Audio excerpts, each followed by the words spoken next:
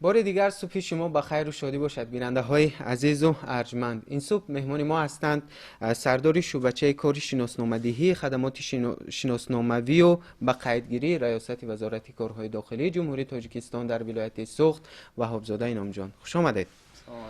خب طبق طلبات بند 3 قرار حکومت جمهوری تاجیکستان درباره وضع نمودن از نو به قیدگیری سیم کارت ها تا 15 فوریه سال 2022 تمدید شده است. ولی مشکلی چی است که امروز یعنی تا حال شماره نفرانی که شناسنامه نمونه 1996 دارن خیلی زیادن. سبب چی است؟ السلام علیکم. درست درک کردید. سبب اساسی اون که مراجعه شهروندان به خدمات شناسنامه به قیدگیری بینایت کاسته شده است. شهروندان به فکر اون که مهلتی گرفتنی شناسنامه یا اینکه مهلتی به قید گرفتنی سیم کارت تا سال 2022 تمدید کرده شده است. به همین فکر کمتر بی‌پروا شدند. یا اینکه مردم اون شخصانی که در وقتش آمده شناسنامه رو با یک مهلتی نوبت پای ساعت‌های دراز ایستاده در نوبت شناسنامه‌شان گرفتن با یکدیگر نمیفهمانند که اگر سری وقت رفته امروزها همین روزا که حاضر میز شناسنامه‌دهی عموما آدم نیست برای گرفتن شناسنامه رفته شناسنامه رو عوض کنند. این روزها ما امکانیتی بسیارتر آدم مردم جواب دادن داریم، لیکن مردم مراجعت نکرده ایستادند. تا چند فایز تا امروز بخیر؟ تا امروز زیاده از 60% مردم شناسنامه الکی عوض کردن. با 40% دیگر برای گرفتن شناسنامه باید مراجعت کنند و شناسنامه‌شان برای از نو به قیدگیری سیم کارت تیار نمایند، آماده نمایند.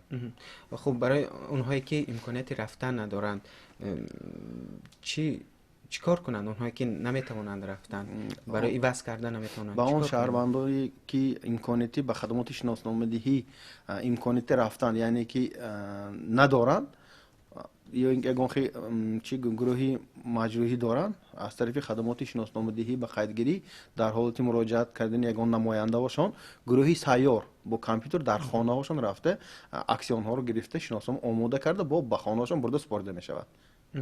یعنی گروه سیار هست. خب برای عوض کردن شناسنامه اصلا چی کار باید کرد؟ چی ضرور است؟ اساسا برای عوض کردن شناسنامه از طرف شهروند باید شناسنامه، شهادتنامه عقد نکاح و رقم مشخص اندوسپارنده پیشنهاد کرده شود. خب مبلغ عوض کردن شناسنامه و یا مبلغ گرفتن شناسنامه چقدر هست؟ تفاوت دارد؟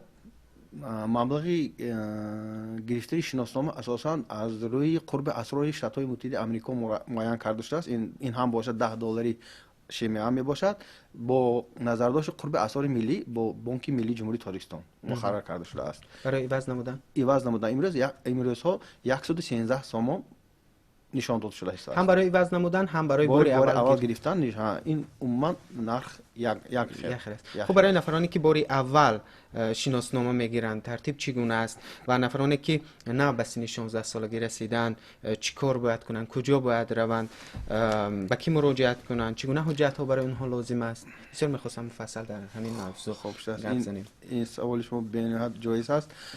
سبب در آن است که امروزها از طرف وزارت معارف به واسطه فرمایش قبول کرده شده است که در آن گفته شده است که همبستگی همکاری بین خدمات شناسنامه به قیدگیری و معارف و در جایها مکتب ها زیش علاقمندی کرده شود.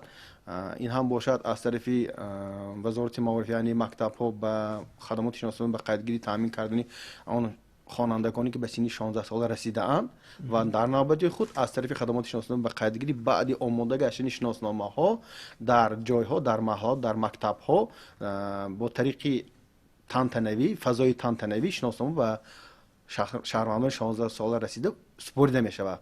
این را ما هم سر دفتری خود گرفته ایستاده امروزها و برای گرفتن شناسنامه از طرف شهروندانی که به سن 16 سال رسیده اند حجت های زیرین اگر گفته گذارم اگر لازم است. چگونه حجت؟ حجت ها این باشد شهادت تولد، شناسنامه پدر و مادر، معلوماتنامه از جای زیست، رقم مشخص اندوسپارنده این باشد NNA، پیشنهاد می‌دارم و رسید. مبلغی پرداختی برای شناسنامه. شناسنامه. خب مهلت عملی شناسنامه میگویند یعنی از 16 سالگی تا 25 سالگی مقرر شده است و یا از 25 تا 40 سالگی. خب در حالی عوض نکردن یا اینکه گذشتن مهلت شناسنامه چیکار باید کرد؟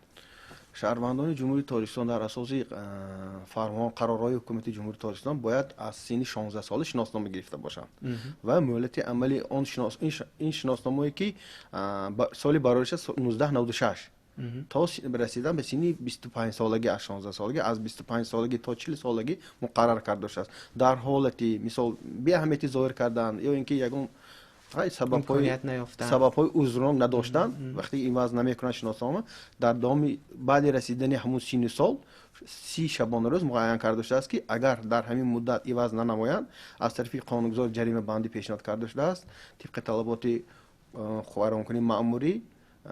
چقدر است جریمه؟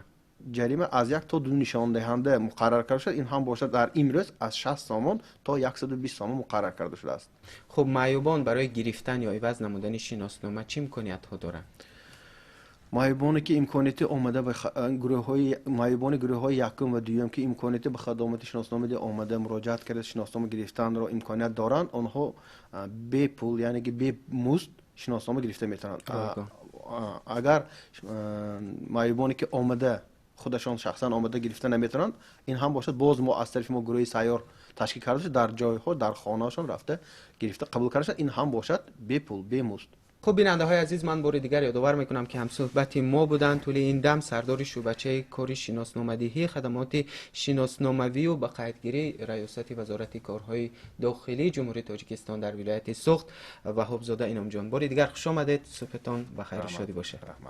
دوستان عزیز، بخش های دیگری برنامه شب میسو ادامه دارند، ما را همراه باشید.